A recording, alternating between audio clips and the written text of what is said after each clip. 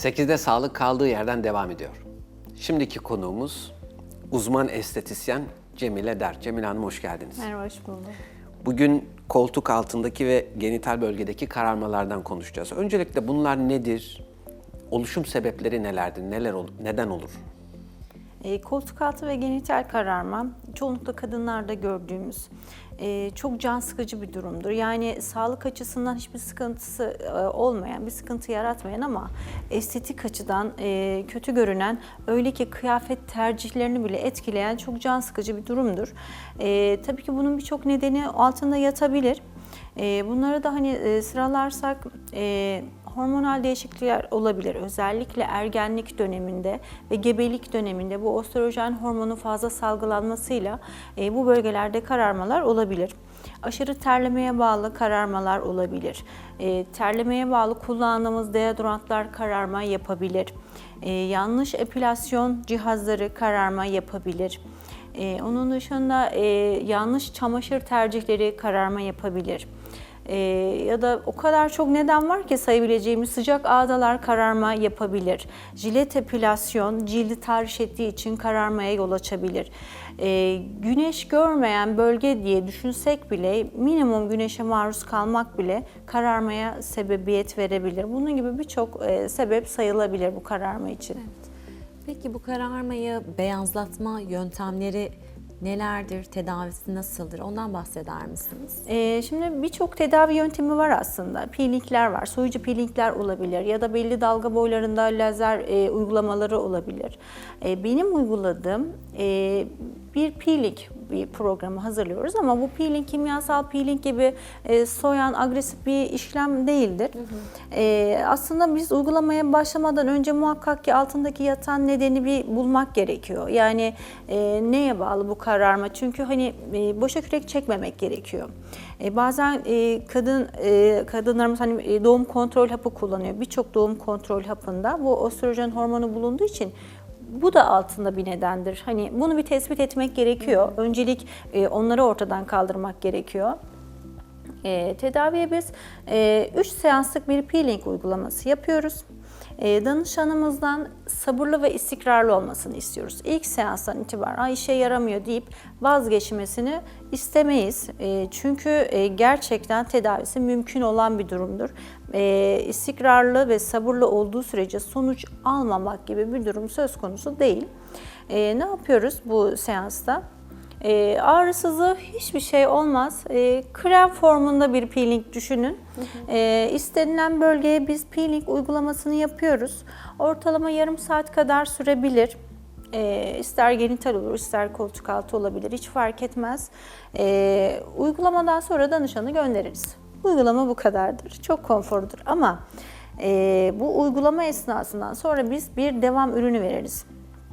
2 farklı ürün veririz.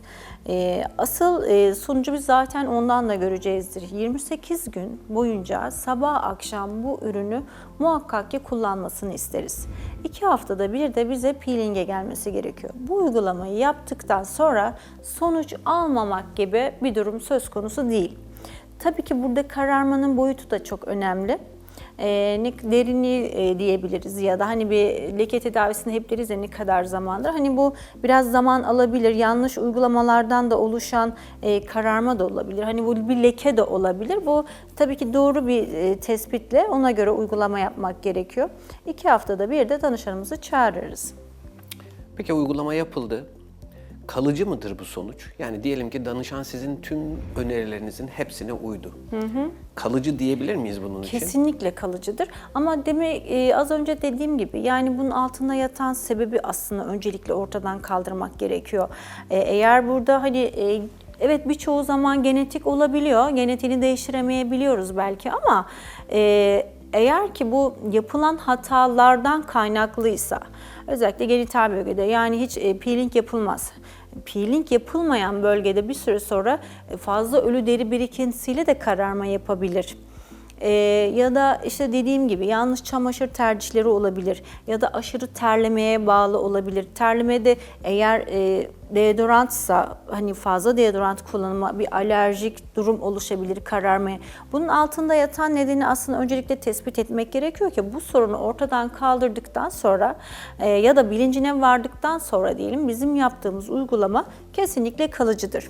Ama dediğim gibi hani biz beyazlatırız ama yine aynı hataları yaptığı sürece kararma elbette ki tekrardan olacaktır. O yüzden bunu hayata entegre etmek gerekiyor sıkıntı Yani yaratan önlem durumu. olarak epilasyonda dikkatli olmak gerekiyor. Evet, şimdi şöyle söyleyebilirim. Lazer epilasyon evet yapılabiliyor ama çok ciddi yanlış uygulamalar yapılabiliyor. Bunlar zarar verebiliyor. Dediğim gibi bu jilet epilasyon yaptığımızda cildi ciddi anlamda tahriş ediyorsunuz. Bir süre sonra orada kararma olabiliyor. Bu ergenlik döneminde aslında en fazla oluşur. Bu östrojen hormonu o dönemde çok fazla salgılandığı için ve az önce dediğim gibi gebelik önleyici haplarda da bir kısmında da bu hormon olduğu için yine bunlar hani kararmaya sebebiyet verebilir. O yüzden bunları hani ortadan kaldırmak gerekiyor ya da doğru işlemlerle ya da aşırı terlemeye bağlıysa deodoranttan da olabiliyorsa ne yapabiliriz? Koltuk altı botoksu tercih edilebilir.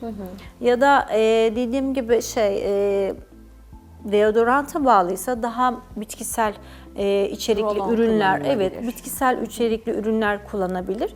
Bunlara uyduğu sürece hani farkında vardıktan sonra muhakkak ki sonuçlarımız kalıcıdır. Çok da güzel sonuçlar elde ediyoruz. Bu işlemi yaptırdıktan sonra da normal yaşantısında kişi Evet devam evet. etmesi Hani yeterli evet diyoruz. şimdi biz peeling diyoruz. Peeling aslında hani bir soyucu işlemdir. Cilt soymak gibi bir algı oluşuyor ama hani öyle bir işlem olarak düşünmeyin. Asla ağrısız hızlı değildir. Elbette ki biz ölü dokuyu soyuyoruz. Anında bir etki onun formülasyonuyla bir beyazlık sağlıyor. Sonuçlar kalıcıdır. Hani bu o anlık bir etki, geçici bir etki değildir. Ve ağrısızı yoktur. Yara, yanık hiçbir şey olmaz. Öyle bir riskleri de yoktur. Ama en önemli unsur dediğim gibi bu 28 günlük sabah akşam sürmesi gereken ürünler var. Sabırlı ve istikrarlı olduğu sürece muhakkak ki o istenilen beyazlığa sahip olunuyor. Evet. Cemile Hanımcığım peki size gelemeyen olursa yani uzaktan ya da zaman ayıramıyor. Kişi sizi Evet. tanıyor ama zaman ayıramıyor. Bir türlü fırsat bulamıyor. Sonuçta 3 seansta olsa vakti yok ya da Evet. imkansızlıklardan dolayı gelemedi. Muhakkak, evet. Şu an ekran karşısında bizi izleyenlere doğal bakım şeklinde yani koltuk altı kararması ya da genital kararması şeklinde beyazlatmak için, aydınlatmak için evde neler yapabilirler? Doğal olarak neler önerebilirsiniz bir güzellik uzmanı olarak? Eğer beyazlatma, kararma sorunu yoksa bile ama olabilme ihtimalini düşünüyorsa ya da olmasını istemediği için önlem amaçlı bir kere bir beyazlatma kremi kullanılabilir. Ulaşılabilir bir kremdir. Belirli aralıklarla bu kremler kullanılabilir. Sıkıntı olmasa bile. Bu yapılacak aslında koruma şeyidir aslında. Bu da kişiye göre değişebilir. Çünkü herkesin bedeni farklıdır. Öyle bir ihtimal görüyorsa kendinde kararma ihtimali veya da kararmıştır ama dediğiniz gibi gelemiyorsa muhakkak ki doğal yöntemler vardır. Bunlar çok çeşitlendirilebilir, sayılabilir. Hani birçok kişi farklı ürünler tavsiye edebilir. Tabii ki bunları denemek gerekiyor. Kullanılan her ürün her kişide farklı etki gösterebilir. Bunu birazcık da deneme yanılma yoluyla da yapabiliriz. Hani evet karbonata denilebiliyor, limon denilebiliyor, bazen pirinç suyu denilebiliyor. Birçok şey sayabiliriz. Patates deniliyor. Evet değil mi? birçok şey denenebiliyor. Nişasta. Belki farkı ne olabilir? Daha uzun vadede sonuç alabilir. Daha profesyonel bakımlarla belki biz 28 gün diyoruz ama belki doğal ürünlerle yine beyazlayabilir ama daha uzun sürede beyazlanır. ayda olabilir, Tabii 5 ki, ayda olabilir. Evet, Sonuç evet. alınır ama. alınabilir. Tabii ki denenebilir. Denenmeli de bence. Hiçbir sıkıntı yoksa bile eğer gerçekten bir insan az önce dediğim gibi endişe ediyorsa bu kararmalardan arada bir beyazlatma kremini kullanmakta fayda var. Güneşe maruz kalmamasında fayda var. Hani kararmadan önce hani sorun oluştuktan sonra değil de sorun oluşmadan önce önlem almak belki en güzeli. Hani bahsettiğim gibi güneşe yüksek koruma faktörlü ürünlerle çıkmak gerekiyor. Her ne kadar güneşi görmeyen bölge diye düşünsek bile minimum bile güneş ışığına maruz kalsa kararmaya sebebiyet verebiliyor. Bunlara hep dikkat etmek gerekiyor. Özellikle terlemede koltuk altı botoksu çok başarılı. Tercih edilebilir bu konuda. Var yani birçok yöntem denenebilir. Evet, kesinlikle. Peki bir tedavi seansı oldu. Fakat yani tırnak içinde söylüyorum başarısız oldu. Sizin önerilerinize uymadığı için yeterli sonuç alınamadı. Bunun tekrarı mümkün mü? Tabii ki mümkün. O yüzden hani dedim bizim danışana öncelikle dediğimiz sabırlı ve istikrarlı olmasından kastımız bu. Bir seansta istenilen beyazlığa ulaşamayacak. Beyazlama başlayacak ama kendisi fark edemeyecek. Hemen pes etmesini istemiyoruz.